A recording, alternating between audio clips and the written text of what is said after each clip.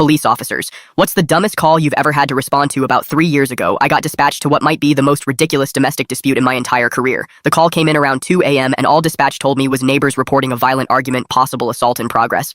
I'm thinking, great, another drunk couple fighting, expecting broken furniture, maybe some injuries. But when I pull up to this nice suburban house, everything seems quiet. Too quiet, actually. I knock on the door and this guy answers, looking absolutely exhausted, not drunk, not angry, just defeated. Behind him, I can see his wife sitting on the couch, arms crossed, giving him the death stare. I ask what's going on, and the guy just sighs and says, "Officer, we need you to settle something." I'm thinking, okay, weird, but I've seen weirder. So I step inside. The wife immediately jumps up and starts yelling, "He's a liar. He's been lying to me for our entire marriage, 7 years of lies." I'm trying to calm her down, asking if anyone's hurt, if there's been any violence, and she goes, "No, but he might as well have stabbed me in the heart." At this point, I'm confused but concerned, so I ask what exactly happened. She points at the guy and goes, tell him what you did." The husband looks at me, looks at her, looks back at me, and in the smallest voice possible says, "I've been putting tomatoes in her food for 7 years." I just stood there for a second, trying to process what I just heard. Tomatoes, I asked, thinking maybe it was code for something, but no actual tomatoes. Turns out this woman has been telling everyone, including her husband, that she's deathly allergic to tomatoes, says they make her break out in hives, give her migraines, the whole 9 yards. So for their entire marriage, this poor guy has been checking every ingredient label, making special orders at restaurants, even growing a separate section of their garden without any tomato plants. But here's where it gets absolutely insane. About a week before this, the wife was at her sister's house and accidentally ate some pasta with tomato sauce.